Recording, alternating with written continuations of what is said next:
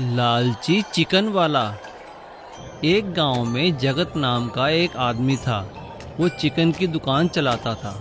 उसके मन में बहुत लालच था। वो हमेशा पैसे बचाने की ही सोचता था।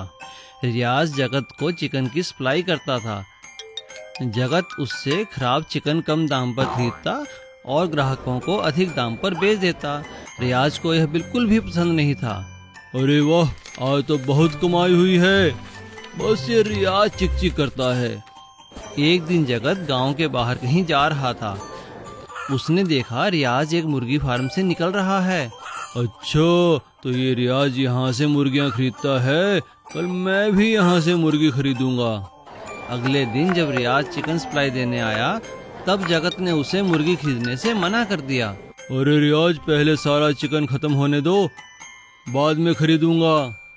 जगत उस फार्म पर जाता है जहां उसने रियाज को देखा था, लेकिन उसे वहां कोई दिखाई नहीं देता। अरे कोई है, अरे कोई है। जगत वहां आवाज लगाता है, लेकिन उसे कोई जवाब नहीं आता। अरे वाह, यहाँ तो मुर्गियाँ ही मुर्गियाँ हैं और कोई देखने वाला भी नहीं। कुछ मुर्गियाँ उठा लेता हूँ। और जगत ने वहां से कुछ मुर्गियाँ उठाई और तेजी से वहां से निकल गया। अरे वाह, आज तो मजा ही आ गया। बिना कोई खर्च किए कमाई ही कमाई। अब रोज ही ऐसा करूंगा। अब जगत रोज रात को फार्म पर जाता और मौका पाकर मुर्गियां उठाकर ले आता। इस तरह वो लगातार मुर्गियां रात को चोरी करता रहा और बेचता रहा। जब फार्म में मुर्गियां कम होने लगी तो फार्म के मालिक को कुछ शक हुआ। उसने फार्म पर नजर रखनी शुरू की। उसने देखा कि एक रात जगत वहां से मुर्गी उठाकर ले जा रहा है। तब फार्म के मालिक ने एक चाल चली। उसने अपनी 4 मुर्गियां रात को फार्म में खुली छोड़ दी और एक मुर्गी को एक खास तरह की रोटी खिला दी। रात को जगत मुर्गियां चुराकर ले गया। अगले ही दिन फार्म के मालिक ने जगत की दुकान से सारी मुर्गियां खरीद ली और वो खास तरह की रोटी वाली मुर्गी भी उसी के पास मिली। तब मालिक को पता चला कि चोर कौन है। उसने पुलिस बुलाई और जगत को पुलिस के हवाले कर दिया। सीख, चोरी का काम हमेशा फलता नहीं है। लालची ब्रेड आमलेट वाला। चकरपुर रेलवे स्टेशन पर एक छोटू नाम का लड़का उबले हुए अंडों का ठेला चलाता था। उसे सिर्फ अंडों को उबालना ही आता था और ग्राहक भी उबले अंडे बड़े चाव से खाते थे। पर कई ग्राहक जो उबले अंडे नहीं खाते थे, वह छोटू से कहते, अरे छोटू, तुम बस हमेशा उबले अंडे ही क्यों बेचते हो? क्या तुम्हें ऑमलेट बनाना नहीं आता? इस तरह कई ग्राहक ब्रेड और ऑमलेट की डिमांड करते थे, मगर छोटू को ऑमलेट बनाना नहीं आता था। तो उसने सोचा, अगर मैं ब्रेड और ऑमलेट बेचना शुरू कर दूं, तो मेरा धंधा और भी बढ़ जाएगा। छोटू एक दिन बाजार में एक ढाबे पर काम करने वाले अपने दोस्त शंभू से कहता है, अरे शंभू, मेरे ठेले पर काम बहुत बढ़ गया है। मुझे कुछ दिन के लिए तुम्हारी मदद चाहिए। मैं कमाई का हिस्सा तुम्हें भी दे दूंगा। कैसी मदद? तुम तो जानते हो मुझे ऑमलेट बनाना नहीं आता। अगर तुम मुझे ऑमलेट बनाना सिखा दोगे तो मेरा काम अच्छा चल पड़ेगा। हाँ हाँ, क्यों नहीं, मैं कल ही ढाबे से छुट्टी ले लेता हूँ। शंभू कुछ दिन की छुट्टी लेकर अब रेलवे स्टेशन पर छोटू की मदद करने लगा। अब छोटू का काम भी दुगना हो गया। हर कोई उसके ब्रेड और ऑमलेट की तारीफ करता। मगर शंभू बहुत चालाक था। उसने छोटू की उबले अंडों की कला भी सीख ली और उसके सभी ग्राहकों को अपने ऑमलेट की आदत भी लगा दी। एक दिन शंभू छोटू से कहता है, अच्छा दोस्त, बहुत दिन हो गए, अब मैं वापस अपने ढाबे पर जा रहा हूँ। शुक्रिया शंभू। शंभू के जाने के बाद छोटू ने खुद ही ऑमलेट बनाना शुरू किया, लेकिन वह अच्छे ऑमलेट नहीं बना पा रहा था। अरे भाई, ये कैसा ऑमलेट बनाया है? इसमें तो मिर्ची ही मिर्ची है। अब ग्राहक छोटू के ठेले पर न जाके पास ही खुले नए ठेले पर जाकर ब्रेड, ऑमलेट और उबले अंडे खाने लगे। अरे भाई, कहाँ जा रहे हो? ऑमलेट नहीं खाओगे? अरे नहीं, तुम्हारी दुकान से ऑमलेट कौन खाएगा? हम तो पड़ोस के ठेले पे जा रहे हैं। देखो वहाँ वो लड़का खड़ा है टोपी और चश्मा लगाकर, बहुत ही स्वादिष्ट ऑमलेट बनाता है। और उबले अंडे का स्वाद भी वैसा है जैसा तुम पहले देते थे। वो नए ठेले पर जाकर उससे बात करने लगता है। तभी अचानक एक गाड़ी उस ठेले वाले को टक्कर मार देती है और उसका टोपी और चश्मा नीचे गिर जाता है। छोटू यह देखकर हैरान रह जाता है कि वह कोई और नहीं, उसका दोस्त शंभू है। मुझे माफ कर दो दोस्त। छोटू बिना कुछ कहे अपने ठेले पर वापस चला जाता है और दिन रात मेहनत करके अच्छा ऑमलेट बनाना सीख लेता है और फिर से उसका ठेला खूब चलने लगा। सीख, लालची इंसान को मेहनत वाला इंसान हमेशा हरा सकता है। लालची वड़ा पाव वाला। भोलापुर गांव में राजू नाम का वड़ा पाव बेचने का एक व्यापारी रहता था। उसकी बीवी वड़ा बनाती थी और वो उसमें पाव डालकर बेचता था। उसका काम अच्छा नहीं चल रहा था। जो भी ग्राहक एक बार उसके पास आता वो दोबारा नहीं आता था। यह देखकर एक दिन राजू ने अपनी बीवी से कहा, मुझे अब समझ में आया कि मेरा धंधा क्यों नहीं चल रहा है। तुम्हें वड़ा बनाना आता ही नहीं है। ये क्या कह रहे हो जी? मैं तो वड़ा ठीक से ही बनाती हूँ। अरे क्या ठीक से बनाती हो? अगर बढ़िया बनाती तो बिकते ना। मुझे एक उपाय सूझा है। याद है वो उमा बहन जिनके घर हम गए थे? उन्होंने कितने अच्छे वड़ा पाव बनाए थे, क्या बढ़िया स्वाद था। मैं सोच रहा हूँ क्यों ना उन्हें यहाँ बुला लें। इससे उनका भी फायदा हो जाएगा और हमारा भी काम बन जाएगा। बेचारी बहुत मुसीबत में है। राजू गांव गया और उमा बहन से मिला। फिर उसे उसने सारी बातें समझाई। यह सुनकर उमा बहन ने कहा, मैं तो कब से अपने काम को लेकर बहुत परेशान थी। तुम भगवान की तरह आ गए। जो तुम्हें ठीक लगे वो करो। इसके बाद उमा बहन राजू के ठेले पर वड़ा पाव बनाने लगी। उसके बनाए हुए वड़ा पाव इतने स्वादिष्ट होते थे कि वहाँ पर लोगों की लाइन लग गई। कुछ ही दिनों में उनका धंधा अच्छी तरह चल पड़ा और काफी पैसे भी आने लगे। राजू मुनाफे का आधा हिस्सा उमा बहन को दिया करता था। यह देखकर राजू की बीवी के मन में ईर्ष्या जागने लगी। एक दिन राजू की बीवी ने राजू से कहा, मैं सोच रही थी एक पकवान बनाने के सिवा ये और क्या करती है। सारा काम तो आपका जमाया हुआ है। पूरा मुनाफा आधा ही उसे दे देते हो, ये ठीक नहीं। तो तुम ही बताओ ना कि हम क्या करें। उसकी देखा देखी मैंने भी सब कुछ सीख लिया है। मुझ पे भरोसा कीजिए, बिल्कुल उसी की तरह बनाऊंगी। अपना घर देख उसकी चिंता छोड़ो। दूसरे दिन राजू ने उमा बहन को अपने काम में हिस्सेदारी देने से मना कर दिया और उन्हें कहा कि अब मैं अकेले ही काम संभाल लूंगा। अब हमें आपकी आवश्यकता नहीं है। यह सुनकर उमा बहन ने कहा, तुम्हें जो ठीक लगता है करो भैया, पर एक बात जान लो कि खाने के धंधे में स्वाद ही सबसे ज्यादा अहमियत रखता है और मेरे पकवान खाने से धंधा अच्छा चल रहा है। अरे तुम तो लालची हो गई हो। तुम समझती हो तुम्हारी वजह से मेरा काम चल रहा है। मैंने तुम्हें काम दिया और अब मैं ही तुम्हें काम से निकाल रहा हूँ। जाओ यहाँ से। उमा बहन दुखी होकर वहाँ से चली गई। उसने अपने बचाए हुए पैसों से अपना ही अलग ठेला लगा लिया। उसके बच्चों ने उसे नया ठेला लगाने में मदद की। उमा की मेहनत सफल हुई और उसका काम चल निकला।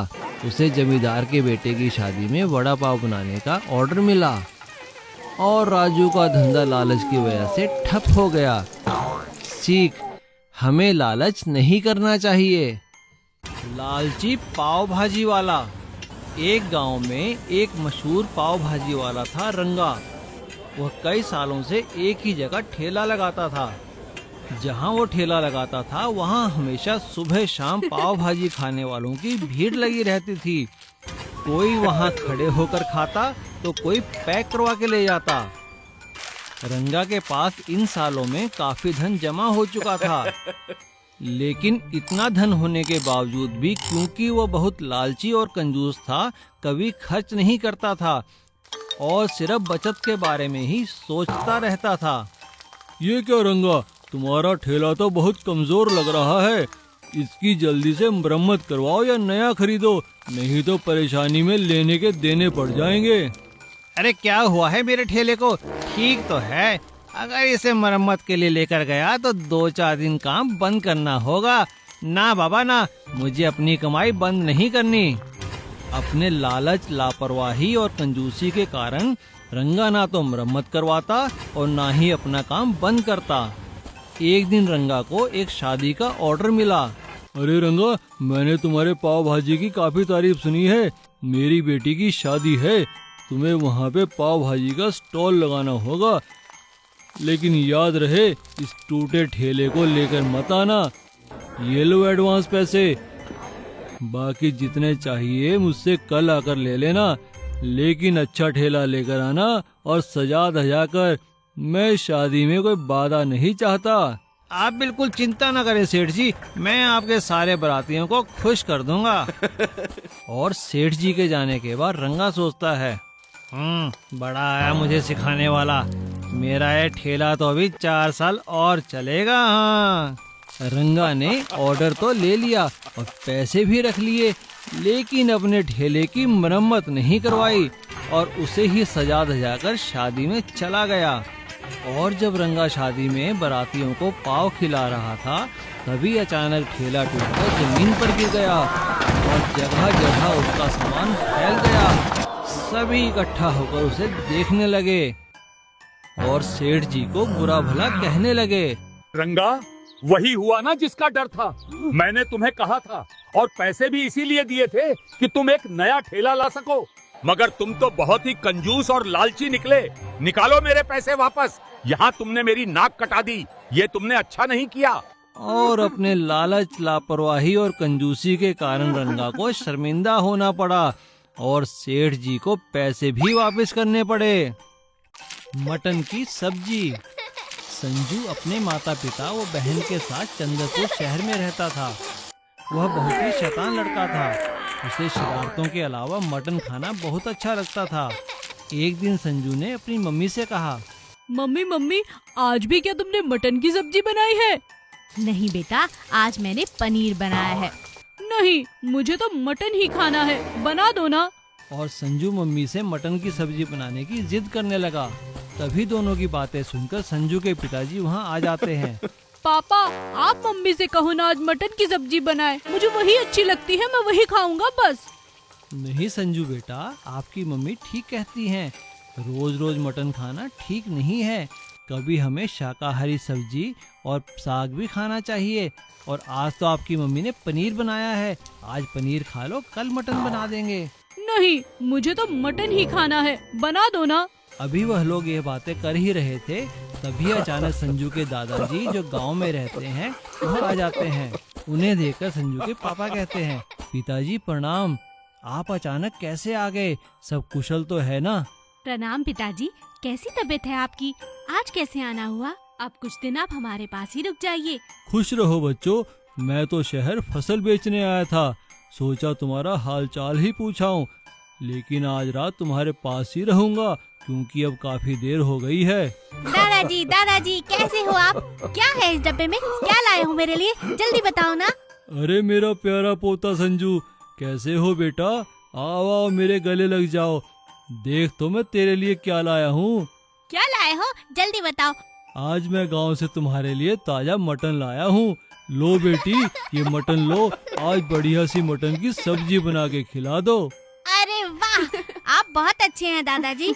मैं तो कब से मम्मी को कह रहा था, इन्होंने कल भी मटन की सब्जी बनाई थी, आज फिर मुझे मटन खाने को मिलेगा। ये मजा आ गया, आप बहुत अच्छे हैं। और इस तरह संजू की मटन की सब्जी खाने की इच्छा पूरी हो गई और संजू के मम्मी पापा एक दूसरे का मुंह देखते रह गए।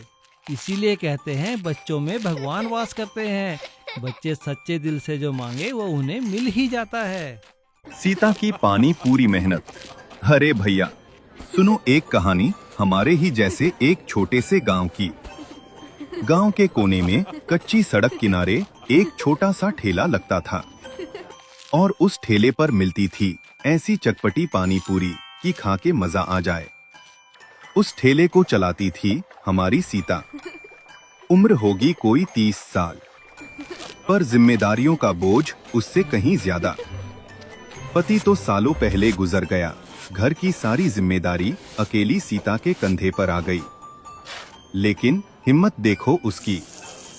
हर सुबह सूरज निकलने से पहले उठ जाती, आटा गूंथती, आलू उबालती और अपने हाथों से बनाती वो खास खट्टा मीठा पानी, ऐसा स्वाद कि जो एक बार खा ले बार बार वहीं आए। धीरे धीरे पूरे गांव में नाम हो गया सीता की पानी पूरी। पर भाई, जिंदगी में सब कुछ आसान थोड़ी ना होता है। एक दिन गांव में एक नया ठेला आ गया, बड़ा सा, चमचमाता हुआ, लाइट वाइट सब लगा के, ऊपर से सस्ती पानी पूरी। लोग भी खिंच गए उधर। अब सीता के ठेले पर भीड़ कम होने लगी। एक दिन पड़ोस वाली बोली, अरे सीता, तू भी सस्ता बेच दे, वरना ग्राहक चले जाएंगे। नहीं बहन, मैं अपने स्वाद और ईमानदारी से समझौता नहीं कर सकती। और बस वो अपनी मेहनत में लगी रही। साफ सफाई, अच्छा सामान और हर ग्राहक को इज्जत। कुछ दिन बीते, लोगों को फर्क समझ आने लगा। नए ठेले की पानी पूरी सस्ती तो थी, पर साफ नहीं। कई लोग बीमार भी पड़ गए। फिर क्या था, एक एक करके लोग वापस आने लगे। सीता दीदी, आपकी पानी पूरी जैसा स्वाद कहीं नहीं। और देखते ही देखते सीता का ठेला फिर से चल पड़ा, पहले से भी ज्यादा। सीता की आंखों में खुशी के आंसू थे, क्योंकि उसे पता था सच्चाई और मेहनत कभी हारती नहीं। सीख भैया, दिखावे की चमक ज्यादा दिन नहीं टिकती, पर सच्ची मेहनत और ईमानदारी हमेशा रंग लाती है।